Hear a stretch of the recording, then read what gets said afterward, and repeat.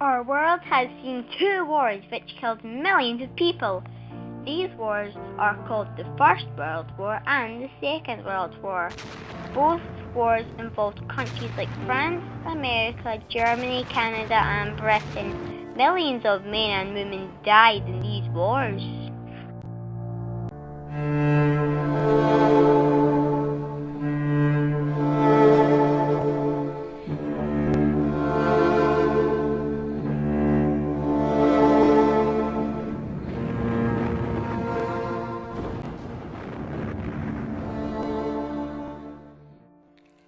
My name is Benjamin Gibson. I am 8 years old, and this is my story about the First and Second World Wars.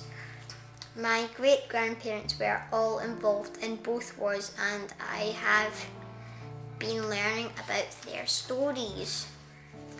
I am going to think about both wars in this programme.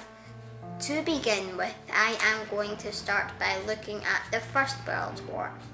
My great-grandfather fought in the First World War. His name was Archie Gibson. Archie was my daddy's grandpa. He was from a place called Saltcoats.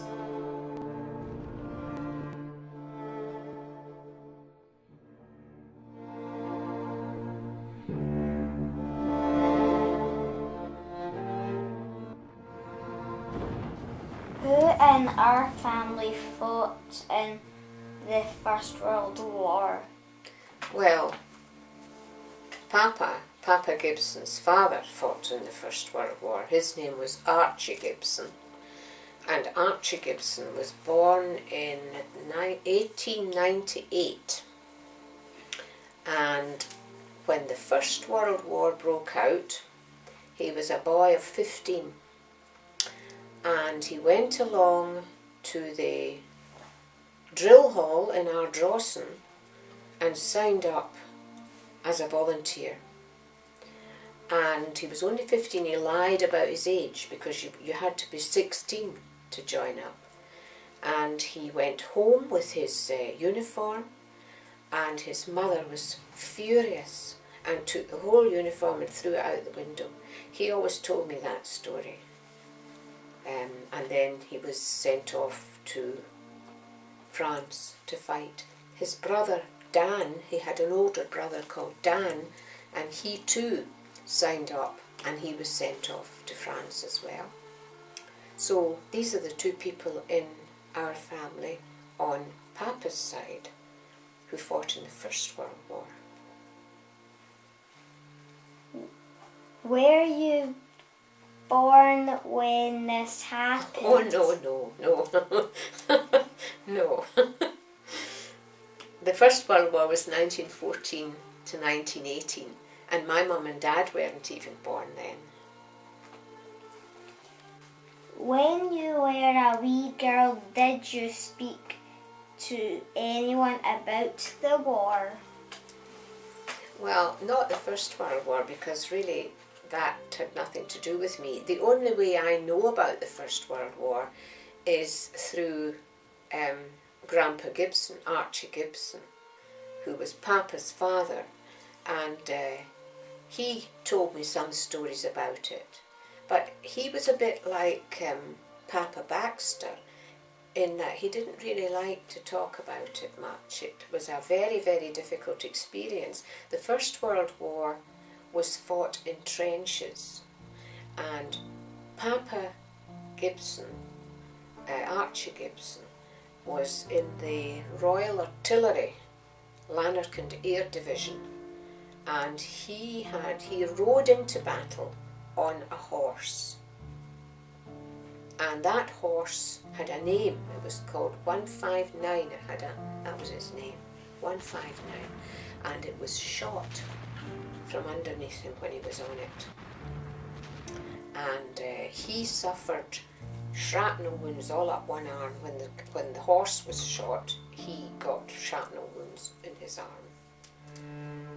So these were stories he told me, and lots of his friends were killed because the millions died in the First World War. It was a dreadful war. It was to be the war that ended all wars, and of course it wasn't.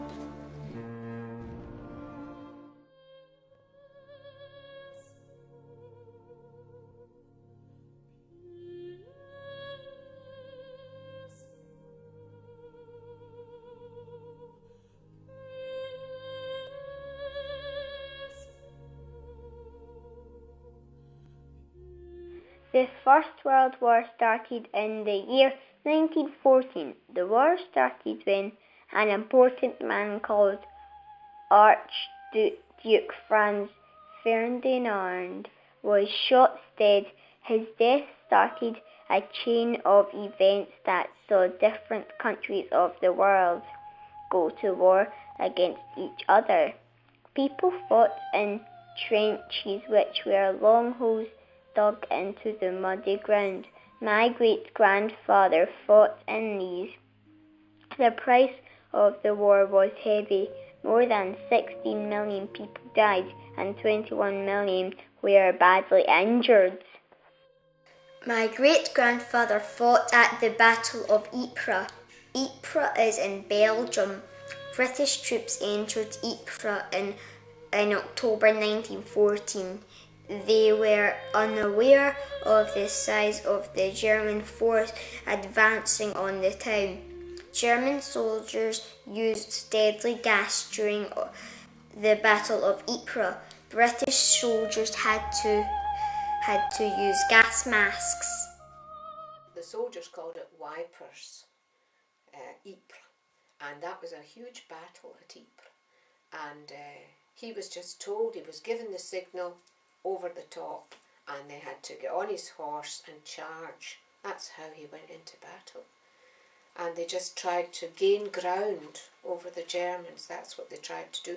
And he told me a story. I thought this was incredible. On Christmas Day, hostilities ceased. Because it was Christmas Day, in the two trenches, the Germans came out of one trench and the British soldiers came out of the other trench. And they met in the middle, which was called No Man's Land. They shook each other's hand. They exchanged presents. They played football with each other.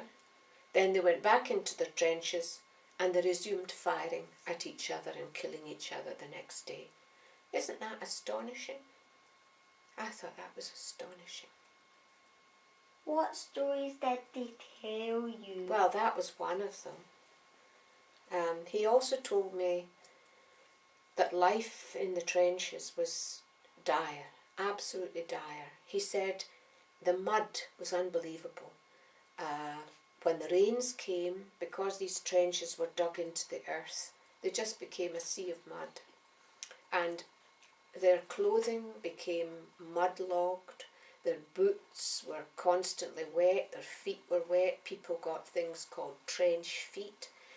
His clothing was a mass of lice, and he told me that to get rid of the lice, they would take off their jackets and their trousers, turn them inside out. They would take a lighted candle and they would run it down the seams to burn and kill the lice that were living in there. And he said it didn't last, it just lasted an hour or so before they had more lice. It's dreadful, dreadful conditions.